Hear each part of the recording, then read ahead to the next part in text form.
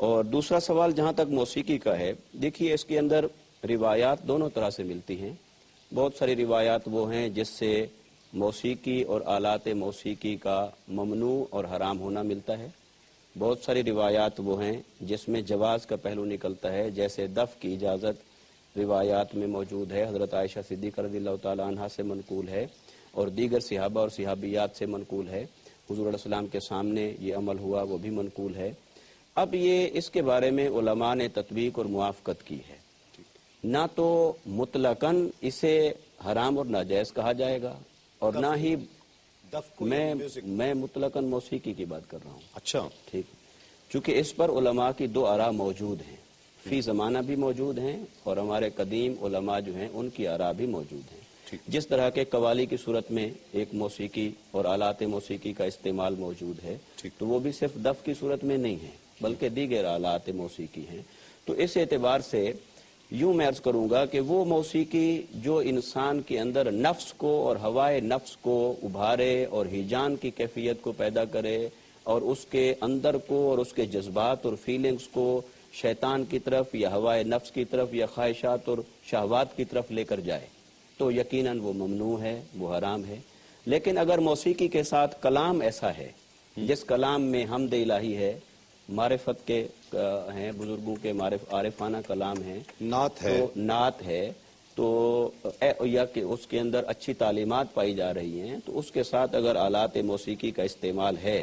تو وہ بہت سارے علماء نے اس کو جائز لکھا ہے۔ اختلاف اپنی جگہ پر ہے، مگر یہ کہ دونوں آراء بھی موجود ہیں اور دونوں قسم کے دلائل بھی موجود ہیں۔ باقی بھائی کی اس بات کا بھی جواب دینا چاہوں گا کہ انہوں نے کہا کہ موسیقی کی طرز پہ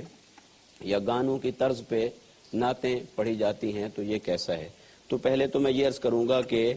کوئی طرز ایسی نہیں ہے کہ جس کے ساتھ یہ ہم تخصیص کریں کہ یہ گانے کی ہے۔ ہاں، ہم اسے اس لیے گانے کی طرز کہہ دیتے ہیں کہ پہلے گانا بنانے والوں نے اس پر گانا بنا لیا۔ اب رہی یہ بات کہ نعت کے ساتھ یہ دیکھا جائے گا کہ اس کی سوبریٹی،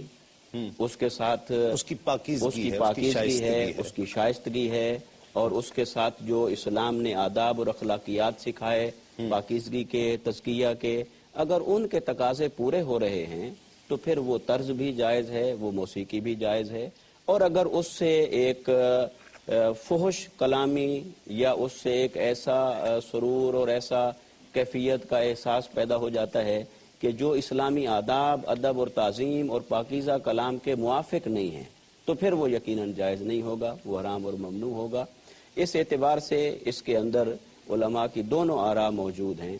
اور اس میں اگر آپ اجازت دیں تو ایک بات میں اور بھی عرض کرنا چاہوں گا۔ ایک بالکل میں نے سمجھیں کہ ایک عارف اور کامل کی بات عرض کر رہا ہوں نام لیے بغیر، ان سے میں نے سوال کیا کہ یہ کیسا ہے؟ بعض منع کرتے ہیں قوالی کے ساتھ جو موسیقی ہوتی ہے، تو بعض منع کرتے ہیں، بعض جواز کی بات ہے، روایات دونوں طرف کی موجود ہیں، تو کیا کیا جائے؟ تو انہوں نے جو بات کی وہ بات مجھے پسند آئی، میں چاہتا ہوں ناظرین تک پہنچ جائے۔ وہ یہ کہ یہ بنیادی طور پر ہے کہ جو موسیقی ہے وہ انسان کے جذبات کو ابھارتی ہے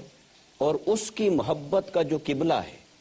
اس کی طرف اسے یکسو کر دیتی ہے اور راغب کر دیتی ہے۔ اچھا، اب دیکھنا یہ ہے کہ جو انسان وہ موسیقی سن رہا ہے یا قوالی سن رہا ہے یا آلات موسیقی کے ساتھ کلام سن رہا ہے، کلام محبت پر مبنی ہے، وہ محبوب کے تذکرے پر مبنی ہے۔ اب اگر اس کا محبوب ہی باطل ہے یا مجاز ہے تو اس کی فیلنگز اور اس کے تمام تر احساسات کا رخ ادھر ہو جائے گا۔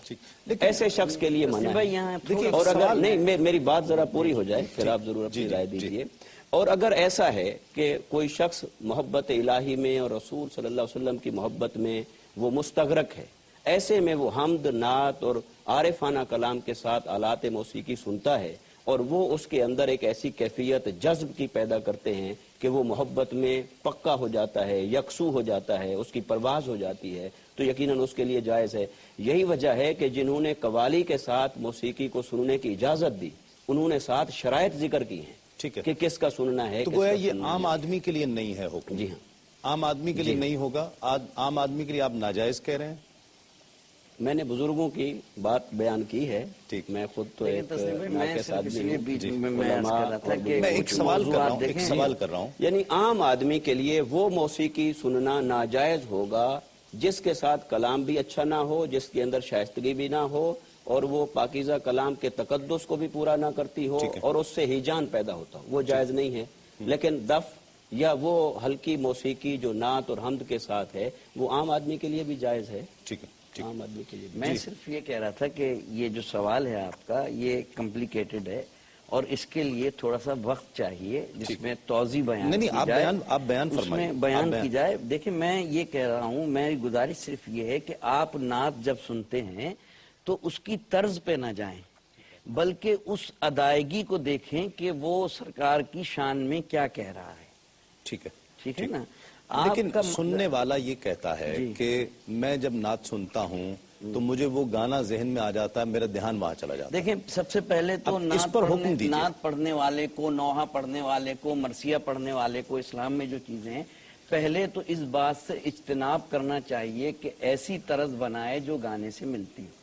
پہلے تو یہ اس کو پڑھنے والے کو، اس کو ادا کرنے والے کو اجتناب کرنا چاہیے، اس لیے کہ نعت اتنی مقدس چیز ہے، نعت کے مقدس ہونے کی وجہ سے پہلے تو پڑھنے والے پر ایک شرعی ذمہ داری لاگو ہوتی ہے کہ وہ ایسی طرز بنائے جس کا گانے سے کوئی تعلق نہ ہو۔ لیکن حضور بات یہ ہے کہ اب اتنے موسیقار کہاں ہیں، دھن بنانے والے میوزیشنز جو نعت کی باقاعدہ دھنیں بنائیں۔ نعت جس طرح رواج پا چکی ہے اور نعت جس طرح گھر گھر پہنچ چکی ہے، نعت بچہ بچہ پڑھنے لگ گیا ہے، اب اس میں اتنا شعور نہیں ہے کہ میں اس کو طرز بھی باقاعدہ ایک نئی طرز لے کر آؤں۔ گانے بنانے والے ایک زمانہ لگاتے ہیں تو پھر کہیں گانا بنانے کے لیے کچھ نئی چیز دینے میں ہوتے ہیں، تو اہم یہ نہیں ہے کہ ہم اس میں خواہ طرز وہ ہو کہیں ملتی جلتی، لیکن ایسے بہت مشہور و معروف گانے پر کہ جو بہت ہی لچر قسم کا گانا ہو، اس کے بجائے اگر کوئی ایسی دھن ہے تو اس کو مزید پاکیزہ اور شائستہ کر کے کچھ تھوڑی بہت تبدیلیاں کر کے اس کی اجازت دے دی جائے۔ یہاں مجھے 2-3 مجتہدین کے فتاوے جو ہے ذہن میں آ رہے ہیں۔ پہلی صورت یہ ہے کہ میں نے عرض کیا جیسے کہ احتیاط کرے، اور اگر اس کے بعد بھی کہیں شیبہ ہو جائے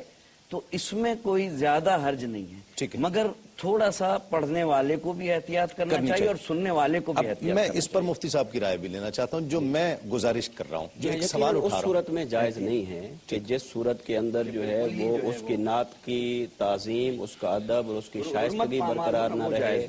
اور سننے والوں کا ذہن نعت کی طرف منتقل ہونے کی بجائے گانے کی طرف منتقل ہو، تو وہ وہی صورت ہو جائے گی جو میں نے عرض کیا کہ جب دل کے اندر مجاز کی اور باطل کی محبت ہے اور وہ اسی طرف لے کے جا رہی ہے، یعنی وقت زیادہ گانا سننے میں گزرتا ہے، تو پھر یقیناً نعت کی وہ طرز سنی جائے گی تو دھیان ادھر ہی منتقل ہوگا، تو ایسی صورتحال ہے تو اس سے پرہیز کرنا چاہیے۔ ٹھیک، بالکل ٹھیک ہے، اور اگلے کالر کو بھی شامل کرتے ہیں۔ ناظرین، یہ بحث یہاں پر ختم نہیں ہوئی ہے، میں سمجھتا ہوں کہ اس پر مزید بات ہو سکتی ہے، مزید علماء کرام سے اور انہی علماء کرام سے مزید گفتگو اس موضوع پر کی جا سکتی ہے کہ یہ ایک معاشرے کی ایسی چیز ہے کہ جو عبادت کا درجہ رکھتی ہے۔ یقیناً نعت عبادت کا درجہ رکھتی ہے کہ اور جو لو لگاتی ہے، جب آپ نعت سنتے ہیں تو جو کیفیات دیتی ہے، بلکہ یہ بھی جملہ عام طور پر کہا جاتا ہے کہ اگر بحری جہاز سے جاؤ تو دنوں میں مدینے پہنچو، ہوائی جہاز سے جاؤ تو گھنٹوں میں مدینے پہنچو۔ یہ نبی کی نعت ہے جو کیفیت عطا کرتی ہے، جو لمحوں میں مدینے پہنچا دیا کرتی ہے۔ اگلے کالر شامل کرتے ہیں۔ السلام علیکم۔